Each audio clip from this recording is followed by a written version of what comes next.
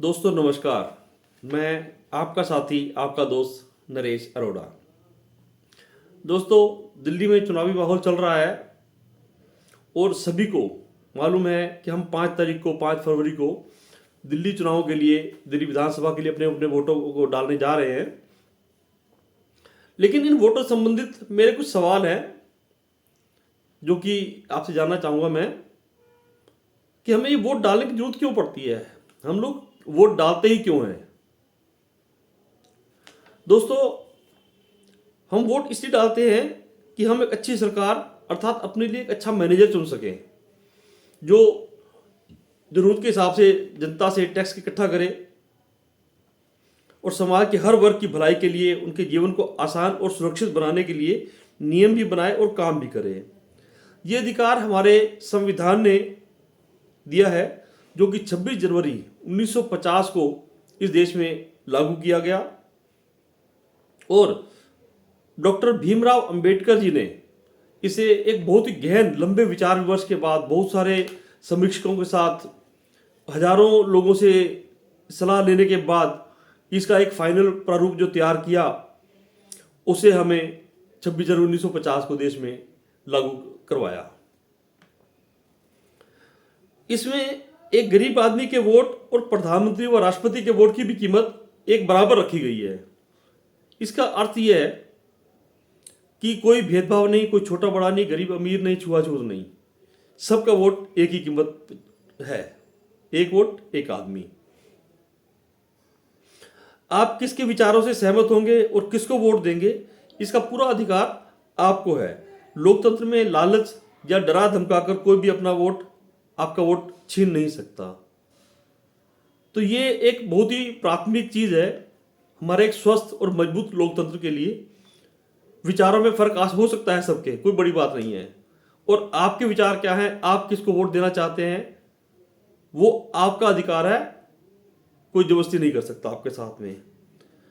परंतु आज की जो विकटतम परिस्थितियां हैं, इसमें आपका वोट छीनने के लिए साम दाम दंड भेद सभी तरह के कर्म किए जा रहे हैं और सभी तरह के हथियारों का इस्तेमाल किया जा रहा है। संविधान का कहना है कि यदि आप भाजपा की विचारधारा से सहमत हैं तो आपका वोट भाजपा को देना चाहिए और गिनती में भी भाजपा के ही अकाउंट में जाके काउंट होना चाहिए। और एक वोट मतलब एक वोट काउंट होना चाहिए, ना कम ना ज्यादा। ऐसे ही अगर कोई और किसी और पार्टी को वोट देता है तो वोट उसी पार्टी को पड़ना भी चाहिए और उसी पार्टी के खाते में जाकर गिनती में भी आना चाहिए।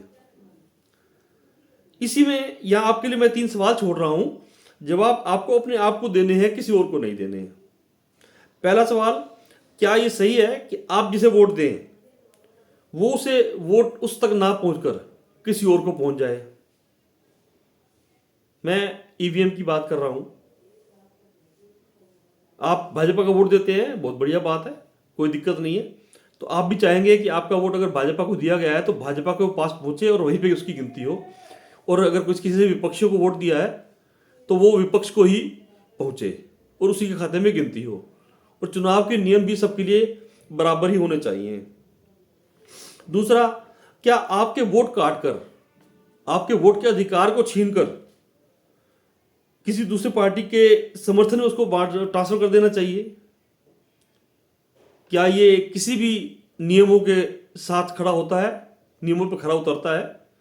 कोई भी खेल हो, चुनाव हो या कोई और खेल हो, कुछ नियम कायदे कानून बनाए जाते हैं तो जीत हार का फैसला उसी पर होता है। अगर हम उन नियम को तोड़ना अपने फेवर में मान कर दें सारा का सारा एक तरफ कोई भी, तो आज अगर एक पार्टी हेराफेरी करके आपके वोट छीन करके, सारी मैनिपुलेशन करके सारे वोट अपने पक्ष में कर जीत जाए, तो कल को दूसरी पार्टी अगर ऐसा ही करेंगी तो आपको कैसा लगेगा? इसका सवाल भी आपको सोचना है कि ऐसा करना ठीक है या गलत है, और आपको ऐसे लोगों को सपोर्ट करना चाहिए, साथ खड़े होना चाहिए, या आपको खुलकर आवाज उठानी चाहिए कि नहीं जी, जिसका वोट जिसका होना चाहिए उसी के पास जाना चाहिए, उसमें कोई हेराफेरी नहीं होनी चाहिए, रूल सबके लिए एक जैसे रहने चाहिए।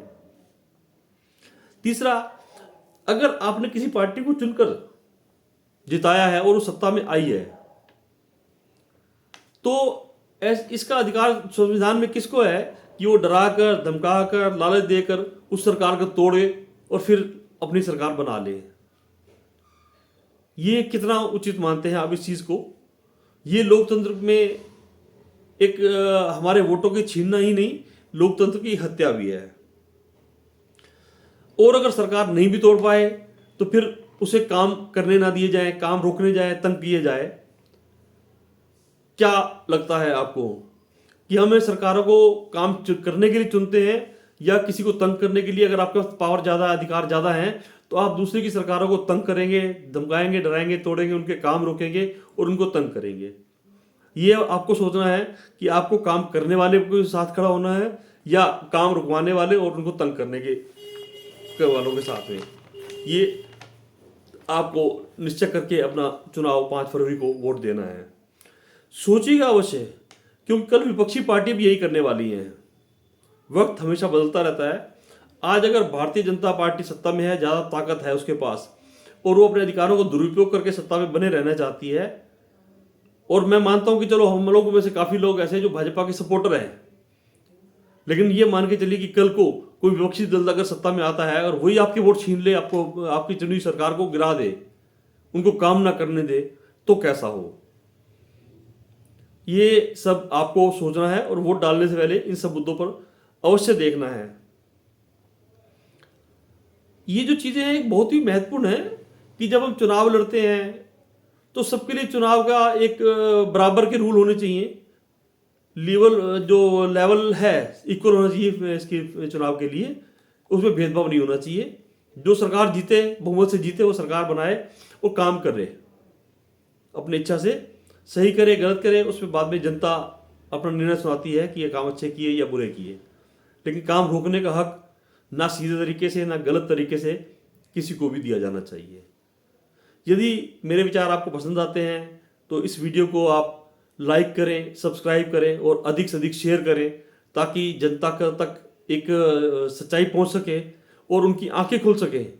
हमारे विचार अलग हो सकते हैं, कोई बात नहीं, लेकिन सबको चुनाव लड़ने का अधिकार है। किसी को वोट डराकर, धमकाकर, लालच से तोड़ने का अधिकार नहीं है। किसी के वोट छीनने का अधिकार किसी को नहीं दिया हमारे लोकतंत्र ने। और जो चुनी हुई सरकार आए, जिसकी भी आए, उसको काम करने दिया जाए खुल करके, उनके कामों को रोकने के प्रयास ना किए जाएं। ये मैं सबसे अपील भी करता हूं और ऐसे लोगों के साथ खड़े हों जो कम से कम कुछ बेसिक नियमों का तो पालन करें।